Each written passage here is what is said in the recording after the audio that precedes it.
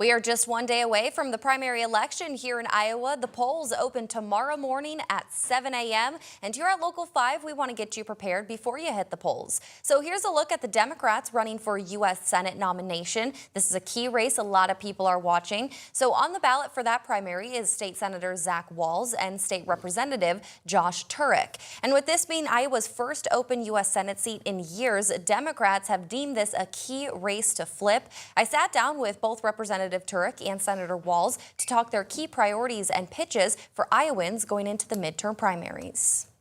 Josh Turek is running his campaign on maintaining the American dream. And that's through making sure we've got a livable wage, affordable housing, affordable health care, affordable pharmaceuticals, drinkable water, doing something about our cancer rate, supporting our public schools, supporting infrastructure, and making sure we're doing something about the corruption that we're seeing in D.C. because in D.C. we've just got millionaires looking out for billionaires. While Zach Wahls is emphasizing what he calls a Build the Barn initiative. It doesn't come from consultants, doesn't come from pollsters, doesn't come from Washington or super PACs. It comes from the people of this state in all 99 counties. And so when we think about building that barn, it starts by listening to people on the ground to understand the challenges, the hopes, the fears, the dreams, their ideas about how we build that better future. And both candidates are focusing on a number of priorities. First, I discussed with Turek his goals on addressing health care. I believe that health care is a human right. I want to fight for a public option to be in place to ensure that every single Iowan, if you like your private insurance and you like your private doctors, you should be able to do that. But a baseline level of coverage for each and every Iowan, each and every American. And Zach Wahls sharing his message on building an economy that works for everyone. And so we need to boost wages. That includes raising the federal minimum wage. That includes strengthening the ability of labor unions to negotiate fair contracts, to make sure that they have good compensation for their members, which helps raise the standard for all Iowans. It means that we have to protect Social Security. Both candidates would be entering a Senate chamber that requires working across the aisle. I asked what that would look like for them. And I'm going to build relationships across the aisle to be able to get things done. And that's what I've been able to do. I've been able to get more done and actually accomplish across the finish line than any other Democrat in the 4 years that I've been up there. And that's because I'm willing to do the work behind the scenes. But that's what I believe the Iowans really want. Clear. I'm not going to support Chuck Schumer for leader because it is national Democratic leaders like Chuck Schumer who have said on television that our party should write off rural and blue-collar voters. I fundamentally disagree. That is not the Democratic Party that I want to belong to. And as Iowa's United States Senator, I will never support Democratic leaders who want to write off rural and blue-collar voters or states like Iowa. But the first hurdle in this race is winning the primary. Turek is emphasizing his wins as a state legislator. I know this, I'm battle-tested. Zach hopes he can win. I know I can win.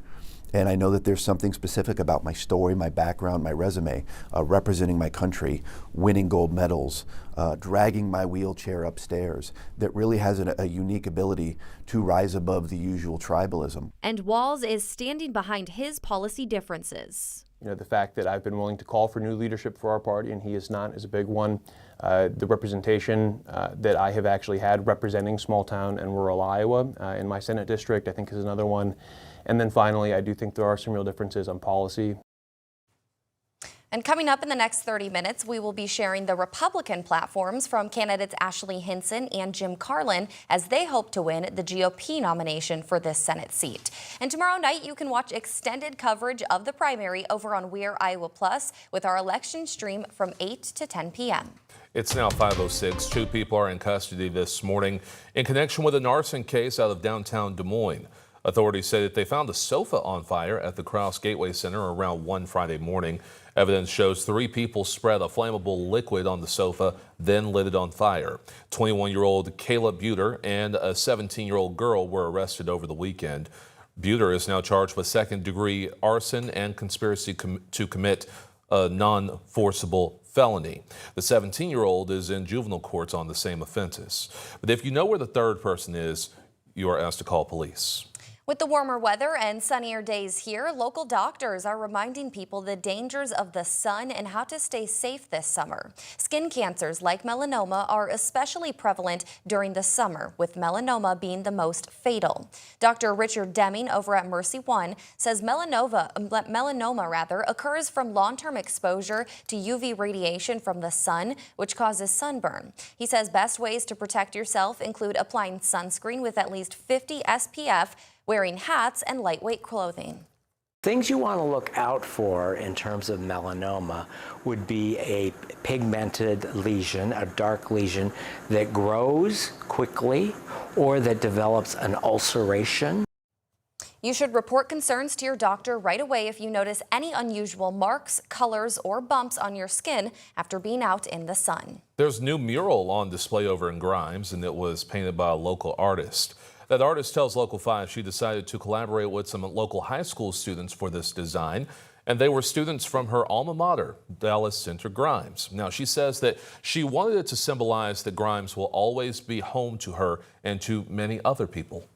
There wasn't any murals in Grimes, and if they wanted to go take a picture in front of something pretty, that they would have to leave town to go and do so, and so they would like something to be here. So we decided to collaborate with the high school students. Now, if you want to see that artwork, it's over at 210 Southeast Main Street in Grimes. Happening today, Des Moines Public Schools is hosting a public forum to provide an update on its Reimagining Education initiative. The event will highlight progress and provide updates on construction projects and groundbreaking events planned this summer and fall. Public commenting will be open all month long for students, families, staff, and community members to review proposed programming and provide feedback through online surveys. Today's event starts at 11 over at Brubaker Elementary. Check this out right here. The Urbandale Police Department shared these pictures of an officer saving some baby ducks from a storm drain. Police say on May 22nd, some baby ducks took a wrong turn and ended up trapped in that drain. An officer climbed down to carefully take all of the ducklings out of there and get them reunited with their mom, doing some real heroic work there. That is a cute story. I love to see that right there.